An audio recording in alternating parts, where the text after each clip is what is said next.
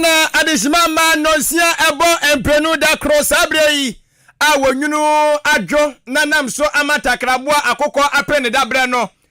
eye enwumre nonsia na abo adishimama yemamunyina mo adwo amamakwa aba ede ba mansaja tumu kasa fidie Ahenkan 93.3 FM so ensema odo a yensem trafo da roma watena kwadwo apo Kasiebo dem atintim jagu enkata so wie ye oboatedi mosamufo panyino ojebre esori mu kroje said ye mafin ede afri eye abenkwan enso emu ono de disavata so waso atimu nkremu ena egu apono eso ensam no de obetie abi ene se wasuafo be de cho na hwe ensase ne obade ne mapa ewo emu ene eye eso ede adesede akode ama wono ma mu etu fama gudie se omuni hihye ya egu apono so empenifo no mu bia wo mo hwe national cathedral so abetudwa se adwuma na ekoso nyade omajai na opanyin ba kwa kopiam ewo University of Professional Studies a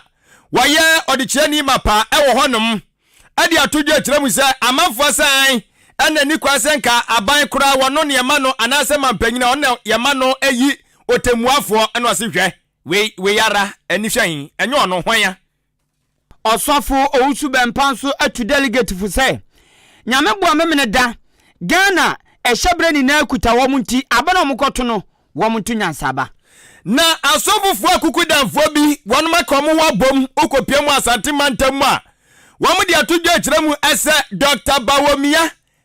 Bawomia omse papa no nimnim de ewo sebi mpanyidie emu wei eniafufo bi na nwure yesi adwa ede ba beso se nwume no nsia akan kase ye ma kwan na se okuta Yesu moja meche yam phone anakuta smartphone for adwen chafa 0533898915 0533898915 text message and a WhatsApp ya bekenkan amount spike na daruma odiatum live ewo Facebook na wodi achuba ehwe Ahenkan 93.3 FM for adwen cheto uya no like no ahye na obi nso anya bi ahwe kama efine nkan bia ni hu enyuma ebremu ya de bayi information centers bi nso kase ni de enu nuamunti womo som se kwan eto apete okọ atem da SDA ya biem se deja Alternative Information Center ya osewru akosie wo krom ko sam e wa chima chance God first e wa chim betnase ewrade na ye wa chima preku dimpa ene mempa asem e wa chima sene adwempa Information Center ginanko Jama North buno mantemu Kanyame Information Center achim ache krom David ba onyame wa mafa entimisro bibia Hitler diobeye bia enyane ebeye kwa onso achim kodokumi Osuni Information Center achim esem yani da so ne rade e wachim krobasi die Yesu tumi ye e wachim jaha aguna twafo Information Center wa achim abena se papa no peace e wachim batabi eno se wa wanyina se e yadom e wo akeka no krobotukua e wachim odumase Chidom Information Center achim adubia se somnyame e wachim chirimenken na apia Information Center onyankoma se da kingdom come e wa police evo achim okumani aboabo aka abonhwa kurumani na ya adwen baako ato Information Center baako a ye biema ekoba bia ena afoforo bi agyen atum prekope ye damu na ase ye de na ase ema nyumakoi wo mo na ebuaso yasene e osika fuma nyumre Jubilee Hospital ema esika ena Time Herbal Center so ema esika mi din edikwaku enin kusi buadumene adwen pa hene Kofi Mensa dwene papa na papa endi wanim kan afe Ghana de shimama jebre ensem ahodo no enfiti ase ne nkyerkyeremu ye de bo awura wasum edi amawo Ahenkan FM yes ensem na se ede amawa na ene ye hwe oboade ne mapa ahodo a wode adom yen ne ye hwe enso etimi adane da nyoma ni dibi abo man hu ebla na eno anam so ama empempen de o ka nuoma pa oboade de dom ye de dimu akotre de a na chese eye gold no enya asem ketu azika kokko enu ya de ba kwa sombo pa de ma eye oman bia Ghana so de ye obi se tam ne say yo so ntino yentimi entna honum emasabi aba na o makrama mekayen enti yehwe ne noma nkwankan pe ne yahwe ne awuru asase na se na yakope kakra ne yapone na afia de atoto noma na Ghana so atimi akonanim ne say yo so ntino ye wo nyumaku ahodo bi e wo Ghana ha wamo de eba no eye efoma gudie hunim dia o ma ben pa enti aban ahwa mamutumi krata ene wo pensase bi wo mean me yahodo de ama won ma wo mu edu omudwuma se de be ya efoma gudie o betimi atu bi wo kwampa so na yetimi ekire Deputy Lands and Natural Resources Minister wano ekro ya enso so eyamrase bedwade di ma de so mo takwa nsoyem abato mpesua so onimanyafo George Melekuduka atu eye anamon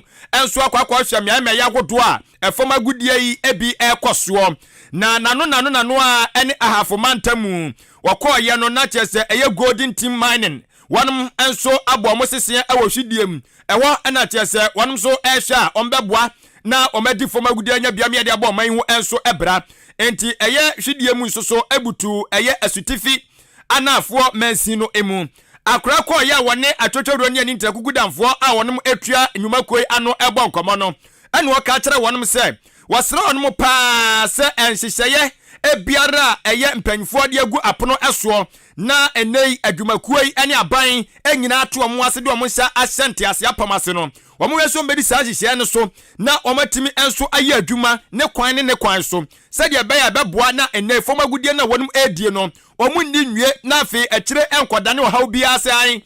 ebimo astutu amna oman kata so omu seye nso omu seye nsase no wo kyese no yempa bi atie enu ntini omu de gidie sampa omu wafoma gudie hunim de entini ade atwuma ntisa de ase omu santo mu ni no ne kwan so afenso wasre se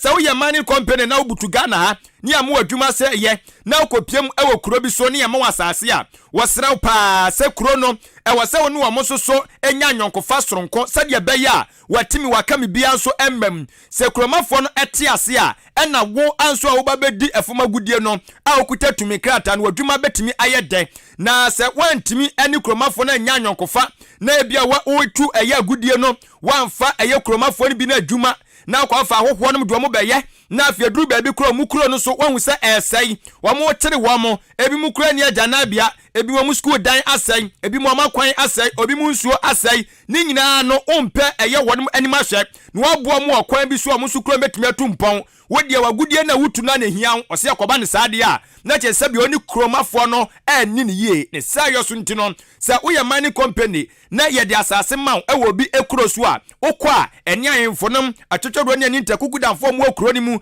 edi kroma de hye no enu omu nyina nya nyonkofa soronko enu beboa mu adwuma no akoso rade edi amawo one corporate social responsibilities so one of the one communities every one in in a communities or taisia on the koda yes companies organ one koda one community no engage because communities in antas human yenasa that is why agitation was start now so what are sin won we human area no the human eduma sabia ma one expectation here higher because into me expectation management oh you no feel that oh you gold we huma oh there aha no bibia your problem in solve. But when you meet them and tell them my challenges at home, then they even what with then they will understand. Oh, to and see, Mama, ya been here and there. You can avoid the communities and be free.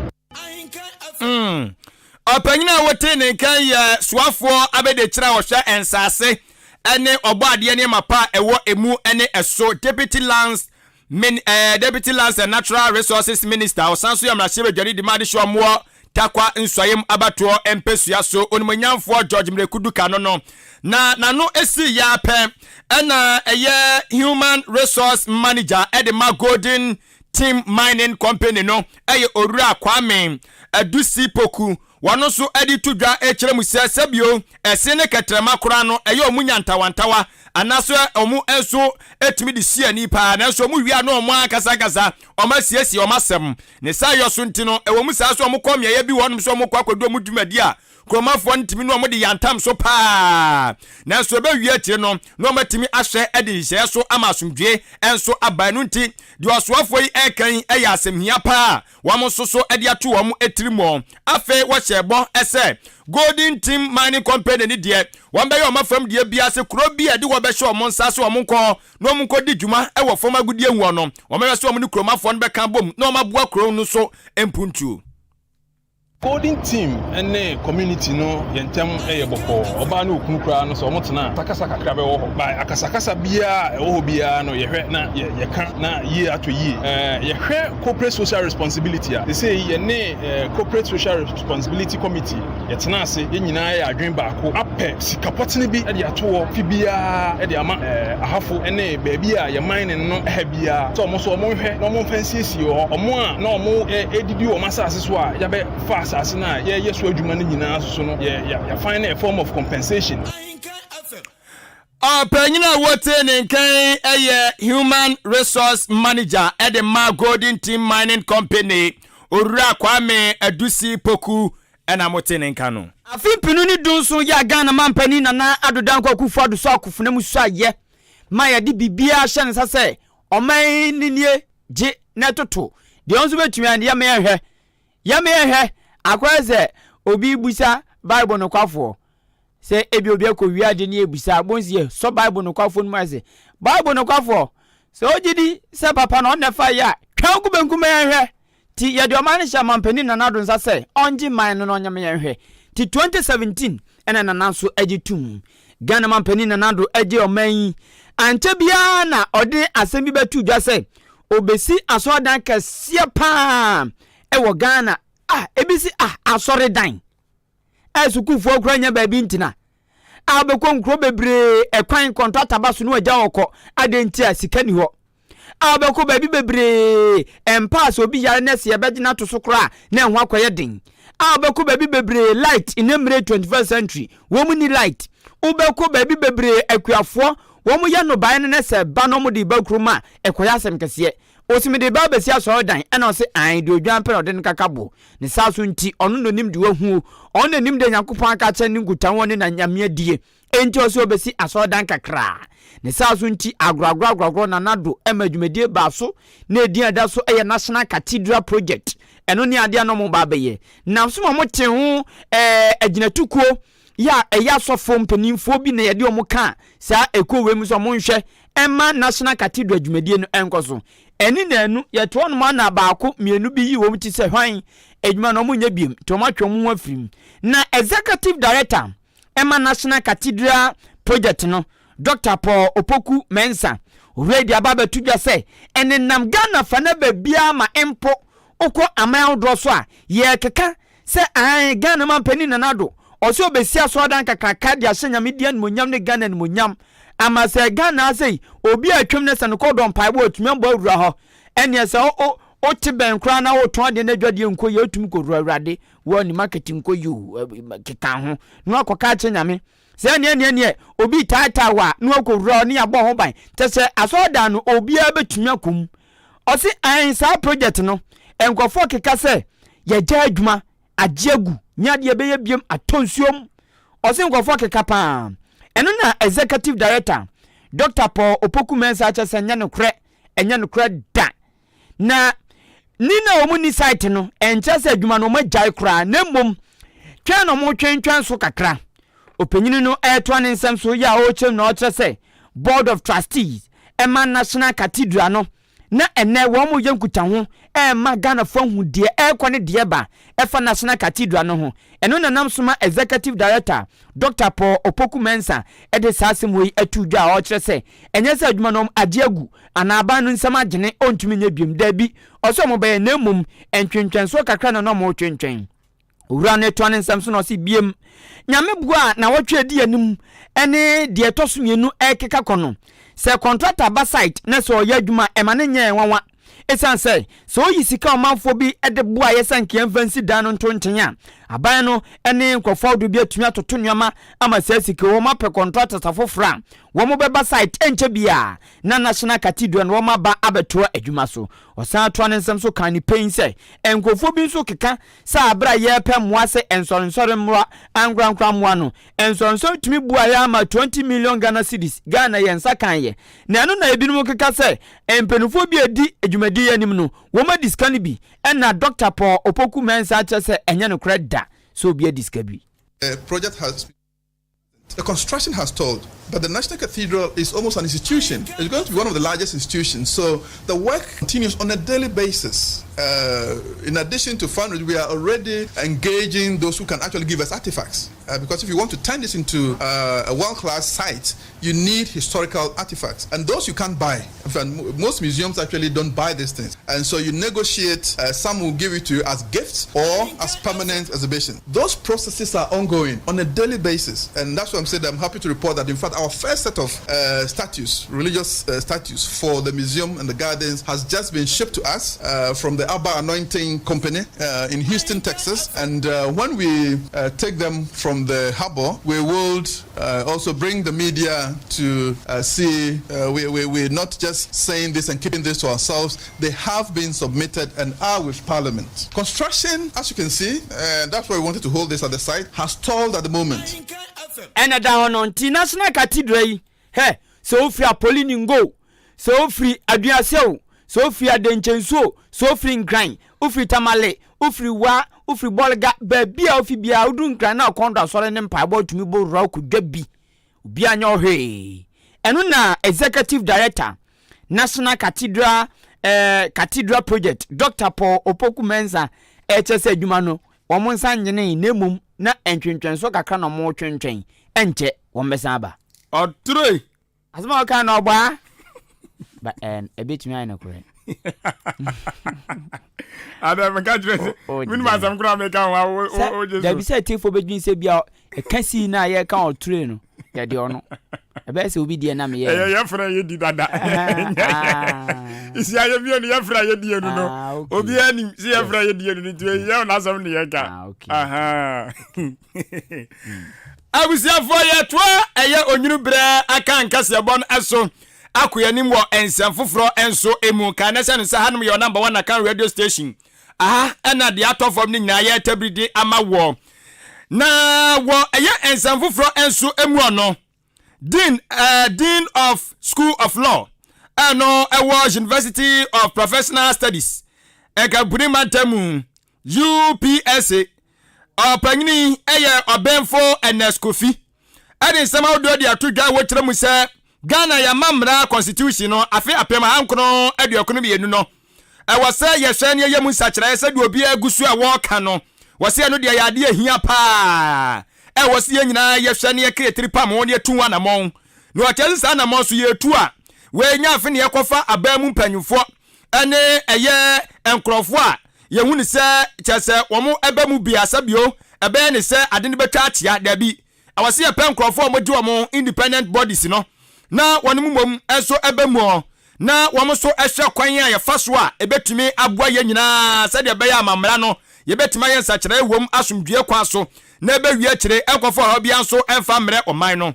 wo chese wonnim die mu die ba bi pa ko hunu se wose yehwe ne ye mu nsakiraye eye tumi a ye de amama mpanyini a wodi yiyi apamfo no wodum ebu oman no ene eye apamfo de ma asoya wodo bi ni mu no ene o hwe eye Ghana Police Service ya da bia yaka asenka wose IGP ene aposifo na womunim diem na komo ayi panyini obetua oman no na ka timi aboa na so wisiam no kasa Ghana mamla ne se mampanyini pe na wose akwanya no afenso wonu mo hwa tantene dwubadie so ewasande bia wodo Chief Justice ne mo eno so sei tumi no ekura eye mampanyini eno so yaka ho asama se ka be yak ye hwe na eno so ya hunu ekwa befa so ebayi no wabre fa tumi ne mampanyini wachese ni nyina no eye nsam awoto a anase nkoma wodo egu apono so a yegusu a yedi ho enkomo na so se ade ba ko de ne adi ache ni se obi aka ne tra saa o yenya nsakire wo Ghana amamla ni mu wakane saa no wagya no ho ubisa ne se tie nya nsakire ye nsakire na yenya ne ebi ne die hene obetimi akire esi o ebi article asumasi ni asumasi yenyi mfiri ho sa article 71 hodasi da bia ya kaya se yenyi mfiri ho ye yifiri ho no ma enkrofo amuwa ba mu amukwa humidie mo ene anum sadi a yede mama wo mo no omo sanka eno ano no obi so ba besom Ghana etu obesom na wo kɔ na hwe ne saa ma na kɔ no bi kɔ sua ade kra no opɔ no ho a adwuma wura no wotimi gya ne kwan etie ntimi hwe saa fonse saa mo nkɔ entu aka sɛ article 71 woders no yenyi saa yenya honom nsakyerɛ no ye ya ɛde ne de bɛhyɛ honom ebetumi aboa sɛ de be obi bɛsom ɔman no wɔ kwa homedie mu a sɛ bi ɔno so mfa mrasepo bia mfa nkɔ enti saa nim dia no wɔkyɛ sɛ enei obi a obebusa ne bia wɔn hyɛ dan ka sɛ papa bia mfa ho ɛno na yɛ na dwendwene empempe yi etondo osu sɛ wodi wadwen kyerɛ de eba no na wodi koyɛ fa so a de betutu kwan mu ama nneɛma si ne ho so no so de ataatoɔ na atimi aboa ma nneɛma atimi akonanim wɔsi sɛ me no ɛkɛsɛ sɛ de bia de yɛka yo sɛ chief justice yi ka bɛyɛ ka ni kwase mampanyini yi no wɔsi sɛ ni kwase mampanyini na yi na hwan mu na wɔsi wɔ mu yi no ɛno akoyɛ asɛmbisa obisa obi a betɔli mum ɛwɔ Ghana ha etu ɔkyɛ sɛ ne nyina mu no ɛwɔ sɛ yɛ nyina no yɛhwɛ ne yɛde adwentoatoa ne adwenkyerɛ ne yɛpɛ ɛyɛ ɛhaw no ɛnso ano edeba netimi eboa. The president appoints the justices of the courts. The president appoints judges of the Supreme Court and judges of the judiciary. And so the question of the appointment, and that's what I'm saying, perception and reality. It is hard to say that because the president has appointed someone, that person is necessarily beholden to that person. But speaking from the standpoint of constitutional ethos and particularly for evolution, the point I'm making is this perception has been persistent. The question is, if the president doesn't appoint justices of the court, for example, if the president doesn't appoint members of the Judicial Council, who should? I think that central question has not been satisfactorily answered. The problem has been identified, but the solution, not so much. Who should appoint judges? Should it be left to Parliament? But if Parliament has to appoint judges, Parliament of its own cannot just go about looking for who to appoint. There must be proposers. There must be somebody who starts the process. And even if Parliament appoints them, who completes the appointment process? I mean, who signs off? Is it going to be the Speaker? Some of these things are easy to attack in terms of the problems they have posed over the years, but the solutions, not so much. Adishmama Opengina Ahenkan wano a dean of the School of Law University of Professional Studies Accra UPSA Obenfo and Neskofi Abosi and Adishmama Ahenkan. Oko amambia mu a womo ewo mampani ebinumo de afa Prime Minister ene de aka ka ho na obia kuma so ade pa ne so ba primpuntu ama ne man pa se mpuntu be koso wano na Ghana de yede yenya eye His Excellency Dr. Williams Kwaku Adodankwa Akufuado aka Michigalamse Dr. Nana Adodankwa Akufuado nyamebua afi wesi nese afiedi anim no susi a odinadwuma pem ontumi mpriso betu franka ama NPP biem ne saaso nti amamre na amane kwanso no ewo se NPP mpenfo yen hyehye ne ntotoye a omde beto aba ayi nipa wofra se Ghana mampani nanado ewie na adwuma ono so ebetena adwa no so ato aso de ama no eno nam so ama woma yen hyehye se nyamebua memene da ebeya memene da weyei obubu obosumine da toso 9 delegate wa Ghana fana ba bia abaton peso ahanu ediosu num 275 no womuni na obia besense ne kokromoti na watimaba na delegate ayehwe no mu se wombeto abanyameboa memene da ebro empem ahanum 200,000 womobro ne saaso nti nam so amantoto ne bibia akoso na hyehye NPP mpenfo de gu akwan mu ene se abaton beso so bia no wombe percent baako na abaton akoso entebia achimsoduro abaton beso so a adehyewo apoliningo adehyewo beposo adehyewo krobase adehyewo akoti krom adehyewo foru krom adehyewo aduasa muni na mbepu aba mwanyi kro achimsoduro na maba beto aba no enti se mo amuwo achiansa beton beso so mo amuwo otopa mo teshima emampehia aprade sankroni na musumbepa achiase na maba beto aba sana mansini bia mu ebekono mansini bia delegate ne beba anyinkro no mu aba beto aba no nyame boa memene da ebei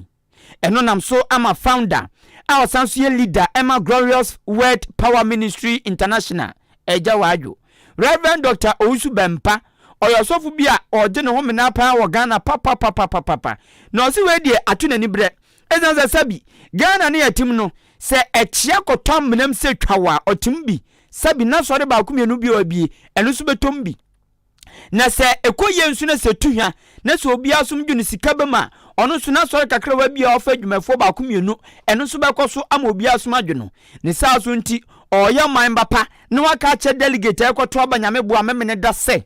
abono mo kwakoto no wo monto abadi mpunto beba enye aba omokoji sika ato na owura osu bempa ato asam so no se obese delegate ne papa dia dru die atu nani bre oso betumi aka ne pense Ghana bobre ana Ghana shebre ekuta delegate no nyame bua memene da se Ghana shebre bekoyi ejina delegate NPP se wom shebre nso ye shebre nkoye nso a ekuta NPP delegate no ni sa tunto srepa se abato elbas wahu se nkofo di sika nem papa ene binum so kansem pa ehyenkran ya eta se nipa ne ba waye krado wanya awofama ne atuwa che huhum bia magana pese obeye adwuma de bua Ghana mpuntu enwuma no denam pelepele no denam mihu ameka pempe osini pempe oda no njem aso yeto nkwanta ya pai enu bi no denam enjose nipa April no mienu eda so papa ni sasu nti obese delegate ne se abono mkoto no wo mutena sidi enwene daache wo mutena sidi enya kukuduro na afi so obi wura wo obi twentwa wo obi hwe so a ma wo mu die no achi na mom wo monto abadi mpuntuo ne yedie beba daache enye aba obi be mosika na wadi sika na chi no akwakoto abafon na ebe wiase na ye nina yete pentenkwa ne tentenkwa Reverend Ousu Bempa ni nsemni na chinchina okoka yeso kasadodo eno okoko se da binya so ya kasadodo moma Ghana nkoso ehiam yente sika no gisho butuma ubedi yebesa obi on ma de ne ba ubelusu obi on ma de ne ba obetimi awini enti ukochi sika na did you ubelusu ede naba ana obe reject sika na did you obetimi adidi mo partner obetimi adi nkunema mamo na mo de ne ba na se de the delegate munwene na munhunu se sebe Ghana shebre kuta mo nsam sisi because adena mo kwakoye no ye funu ba ko mu mma na mo kwakoye ka de amokoye no memu bi mesisi memu bi ngumenhuna Reverend Ousu Bempa fancy wa santo so ka biem se ewiase de yesi wanya hwamo asa ye monokro no na kwasa Ghana mampani na nadoda nkwakufu ado osofu Bempa se aso pese oboye kro no mi kenzu wanya bi papa bi amayen ye be shedade akai na uyi free SHS 20 a ene kran so no enkekan ne nyoma odro bi abefra frem no fenyampo se enye free SHS sika ngrofo tua fa onye sika ketwa osi na nadoda nkwakufu ado o meye mampani Osha corruption na otubo na te na tofom bam. Corruption no totale no na te atofom se bam. Enzo nei. Corruption no se otu nesa amen mpo a ochema otumitum nika kwache no. Na ordinary diagro. Ozi na na dodan kwakufo do ba mobo. Ezo be ya bo den. Oni ba ba bia ngosi ago. Na do bo si na ni mobo. Na ho brasie. Otumia no ti se obi enzu abrim no. Na ne nsagu nachi na no kasa otumi kura ko fufuo otumi ne nkrofo didi sa nyuma weni na nanado ye na sa osi ye de tumi mani ena oche wo mo papa oso atse Ghana for bogara shin de Reverend Ousu Bempa ka kwesini se mampani a no onim na abra onya tumi no ene mampani a onim no enei Ghana mampani na nado no osi nsakraya Bempapa o mampani na nado o chema wasesa kura no njindi mpu se eyono a meme de nyame ni nipa nim ni yawo ewo bia ho ba me de me penukuridi na me nim se ya ma peni na nado ode no me oba ya na asesa me hu ne sa nti na me nkɔ ne nkyɛn bi mu ba wonya me boni bia ade na me de me na mujiji wo ni mu pa na me fu se na nado a me nim no a bribi atwa mu o ma me ba ne nkyɛn a me ne transit din kɔmɔ pa no ene ne nsɛm bia no ne me ka ene oba ya no niema bia me hu no me de me hu ni yi na me se na nado enye ono ana me nim se yo no ade a me nti ase mu ebesi na me I'm confused. Me mentiasi enti mo bi nka so Ousu Bempa MPP ni na menya MPP ni na menya obia. Be de obia obeba me nche bia ye bebo mpa ya ma. Ni se nyame ma me hu ne sa somesi na eba e beka na chi. Ye hia ne se nyame be ma me hu na ye bompa se nyame maga na mpa na tuma papa mfra. Enti no ye po obi obetimi abo o men. Ye po obi obetimi abo o men. We need someone who can help Ghana. Onipa mo che se odin sem we tu dwa eye sofu penyino no aso na akofa sori ya tudin say Glorious Word Power Ministry International Reverend Dr. Ousu Bempa na empire no se nyame wo yi bi kira yentimi ema ne nsai mpaye se anya mpaye se bia nyame yi kire wo se ade we na eba si wo hu na so abo ho mpaye se mre mu sa se bu atim bo mpaye si ano kwan papa ni de mama ba obi sa se mu se papa ndi obi mana ba enti nyame yi kire wa se wo so no wo so de wa dwen wo tra se adwene ho mi se bia ba kan se bia otumi ne nyame kasa se we de sana me kan no na wu ni sa akwa se bia accident besini ya kire wa tumi ka so nyame we de oyini papa ka o de bia jai manenka na nkwa sesan wa jai obetumi kwa na nkwa yi akoma nkrofo foforo yes yenti ameka sa no hu se Reverend Ousu Bempa omo na hihye nkom se nana do bedi mampanyin nyame ayi a kire won nti pa se nyame yi chance obe mampani no anyi de obetumi aba ba ye ana se na mo wani nyame avan wan kan ho ana headline pe we're going to details there you uncle body no so the nyame ya say my headline I say we my headline simple Reverend Ousu Bempa nana do will be a president simple sir wa man hwi se wo se zo pusuru num na atene kankan te so busa enyankopon nana twediam ponti wo ba enuoma na mamuo ni beyesan ana musi nyame de okan no wa anya ho ntotoye nti nyame ankire no because this year waka said de ne wo hunu ya ne dia wa ye nyina na wo hu fe no sen wasesa na wo hu se nyo no ani ada no ni na mama sumi busa sa no said na before nana do beba nso no anso share kom say obe president na obisa se na ye ma san commission wa hu se oba obe yi na onyi na mo de ka kira ma na mo de aba se bia on pe fans na anya fans asemu wo kan sisi o cheni ka se mo se ye po obi obeboa o man si wa hu ti nya mi yi kire wa se wo so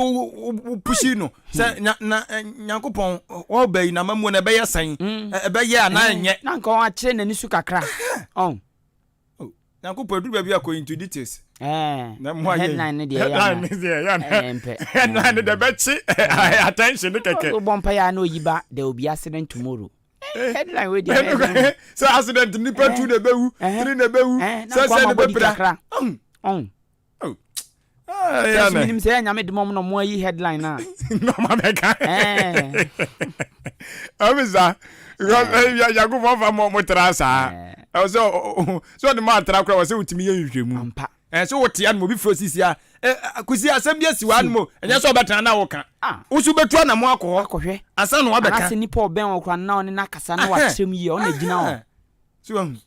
tiam Nyankopon na wonya branchire mu a mo ne abofo ne nkasa mo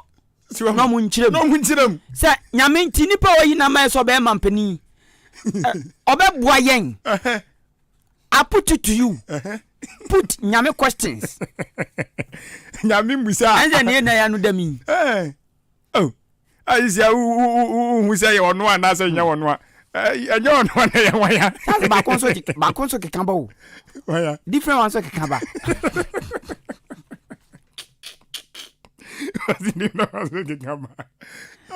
On the bomb price of me details. My headline on my body count. You your work can done so no. Asembe kureni. Abusafo eye anwumre no sia Akan Kasiebo tino wadaroma ubetimi na ode eye wadwenkyere enso ede aba na ode wadwenkyere enso de aba na afia kenkan de amako Facebook oyedam ho na emman mom de babia memisi yi manfa me for eyes na amati bra na ekọ no kusi babuba amam ho na mo de afaso na etimi enso aboa mo ye pa na mayeku yanim wonsan foforo emoi amanyosemu na yeginan na disia de okọ no nyasem kitwo o jese atuo bia de na hia tuo bia so eche na dwene nyina no eyo man no nkanko ne nkoso ntia na same no kase kopiem asantemantam a eye a Christopher som awodo wo ho asofofo twetwero mutuatua no ɛna ɔmaka ɔmo abɔmuo ɛna ɔmo de nsɛm ahodoɔ ɛnam na ɔmo kyerɛ sɛ ɔmo yɛ asɔfofoɔ bi ɔmo ta owura Kennedy Akompre ko Japan akyi amu asante mantamu ɛne asi na se mo de ke bɛka sɛ mo de mo nya amanwɛsɛm bo sanse Yesu Kristo de wɔno manfra oji obia frem NDC ni CPP ni gum ni MPP ni CPP ni de keka ho ni nyina ɔka mo nyina fra akuadonko mo nyina de ne keka ho na mo de mo kwakwata Kennedy Akompre ko Japan akyi obɛka sɛ mo yɛ ayi campaign ekoba ni sa amanwasem na mu yei ene ma sori ma no hwe ne mu akwache no mo se hwe wanya papa ani bo ekotre mu ate ye nyina no ebe hu behia so obia be kire na adwene penpenso ye durei no man na timi akọ nanim wana ka cho se Christopher na sa sofofo anya amanwasem ko bible mu sa amanwasem ni ma ebi won pa enti eno na sofofo mpanfo kire mu se de enti o mu chem se Kennedy Akompre ko Japan ni obia ɛwɔ sɛ atwa ani ɛsɛ hino mo MPP amanyokuo ni mu no wɔn mu pigye mu tia ɛtɔ nanim Nyankopɔn yɛ adoma obubu abosom de ɛtɔ so ɛnan no ne nyinaa ne sɛ ɔpanyin no Nyankopɔn anim no kure ni wɔn mahu sɛ wɔn wɔyɛ obi a wɔka no kure ogyina simpia ni apaso asɛm sɛ deɛ sebetie no adwudwam ha wɔn fa ho ne babia asɛm ne kwakɔ wie no wɔde bɛto kama ɛno ntenkɔda ɔpanyin no yɛhu bi pan yɛnim ne nsa no adwuma anya hwekura Ghana hwɛ nnwuma wa bie a Ghana maburu ni ade hyɛ no manya bia wɔnom ɛya enya sam ketwa ne nyinaa ɛka ho na sɛ de ɔyɛ bɛma kukuduro ni na ba ne mputu nnwuma so a wɔno ato ne botom na wɔyɛ adɔyɛ na wɔto ne botom na wɔsi ɛyɛ adwuma ahodoɔ company ahodoɔ na wɔde boa aban ne nyinaa yɛ ade a wɔsɛ Ghana fo ani ɛsɔ ho na wɔn mu kyerɛ mu sɛ baako no ɔka ho no na me no ka se Ghana ni dia chata baabia Ghana mampanya be de che Dr. Alhaji Mamudu Bawumia wo mo tese wono ne dia papa ne dia o wono ne dia ne se dia da ne da obo baka no good to see you no de se dia na tato saa no asore no agya wo ne wokɔ saa ye se da hu ne nsa no adwuma wono so kura be hye bobi wa bra pipifo ebo nto apetumi afimpinu ne du enso a na Ghana fo ye nya ruhyemu kase ewani mu wo se ene papa yi wo hwehwe no wo ono akasa ne sɛm ɔka no wo hwehwe na mena bayi ano pɛ ne wayera mem wadi ayera du wodwere ho a wonte ase ɛno nti ɔmahu sɛ Dr. Bawumia sɛbsɛb mpradua sɛ kafracho ɛba ne mpanyidie mu a wɔnhyɛ da enni nimdie ni bebre sa na Kennedy Akompre ko Japan de obi a watram na hyɛ badwafie mfie ba de wo nie na kyɛ sɛ Ghana so yenim no na dwuma ne sɛ de ntoto yase bitia ne de na kyɛ sɛ ɔno na wɔsɛ ɔmo ɛhwɛ na ɔmo apia no na wabra ɔmo de nsɛm ne to adwa no yɛtwe bi gu ahoma so ma yɛntie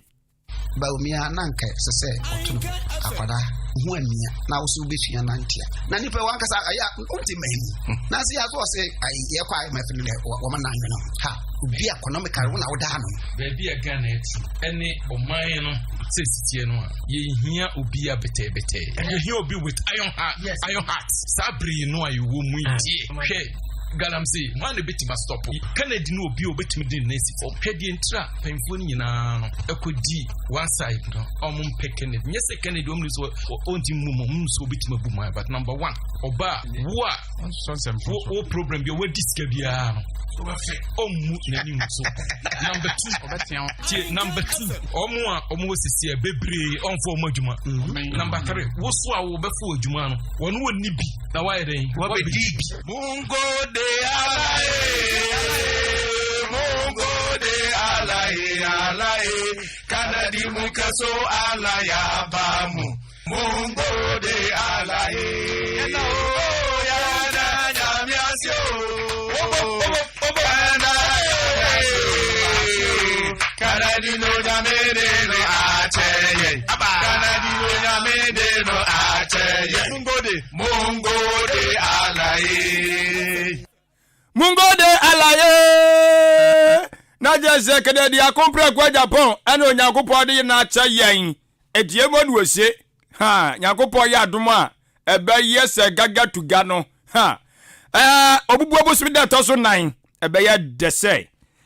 adesian ma woto no monkan wono aye asofofo mpanyini fo amo asante mantamu ana jese wo mo enso do mo support attack Kennedy ohene Japan achie no twa nwum nyina asofo mpenufo o ma hyehyɛ mo sofo ntade no mu twanwom utum za de na enkoye ka mu now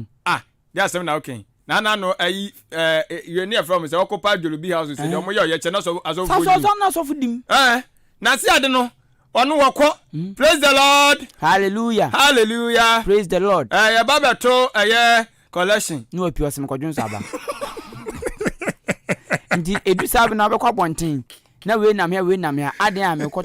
obi an excuse dia ba konko nim so nyina de konkoran nguro agoba ne za ya so ya baka edo bu nyina ka wo so much light bill what is so go via da ve asababa edo mu nyina ka wo de said ye wo asomdwe no sanka ye nya dia say powerful leadership come see Dubai for baba holidays or Ghana eno de ba mi sisi ma de ba ko a mi shu hu ubetima nya powerful leader but the constitution nya still na em wow na say ye work on constitution nso eno ya de ba ko a me bom paye Kennedy say wonya mo nche hu kra wonya na onsesa no onya ne fast constitution ne so do betima assembly ni nyina kra de aye constitution asesa constitution na me ni problem nkeye me ni problem asesa bibia abesesa eno na beboa ye hu asesa bibia abesesa no dia adi entina sa de we nko obi abado de sa be fa ho ni waja ho nko mo dewu na do bra so awi afuna kwete committee si emeye constitution no da be na etimidia kusi na meka no ye nya powerful leader ni e constitution so ya oman no ya wie besesa kra ya wie oye ye toa anwumre no sia kan kase no so na meka wo se wasugusu ya wutie kase no ewo Ahenkan FM wati wasum papa no for wajentre fa 0533898915 ori akwasi prati ensemtwoni ono so akasa afa abato ehu na meba na mede munsem aba besom Jubilee Hospital me pa choko afom owoka wa ye tamu akase ala Jubilee uwukura zo pe Jubilee ko na poison bia akọ omuni antwema ho uyem na ya oya uti na ya oya oto asintini na twon eden na ehaw fako Jubilee Hospital ni pedua na ekuta ye no sabi enye robot enye nade na enye robot a eye fresh na yedidinom eye dwumaden ewo asase we so no wo ye den yare be kan mi ke esi obi akoye nkru tuduma bi wa fom a oba anyasem kuma mi ke instaga sei wa tena ka mu fita no ba be sisa abre ni sisi wo ye den emu be ka yare ni bia mi ke obi wa pian trog asra ko waswa kaya yo wa tena sesa obia ni na dwumaden oye wo ye den a obenya susunsuanso yare be ba timpacho se yare ni unity a first e was so di tum se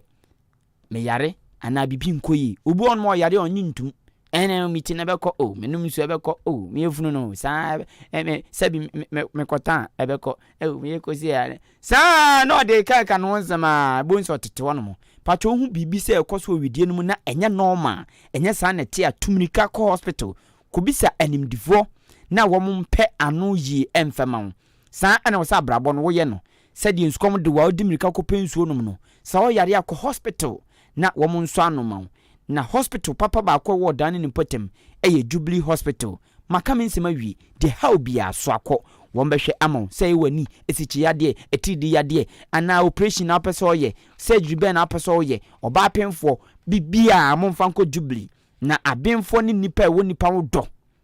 na womom fidie ewo honom no wombehwe atuase edi amaw canteen ewo Jubilee Hospital afi insurance no so aban de ne ankrankra de wo moje achimodane aboabo kwantempo no so ye frɛ baabi amantransam so ne nkyɛn ɛhɔ ɛna obehu ayarsabia kɛsie frɛ 0244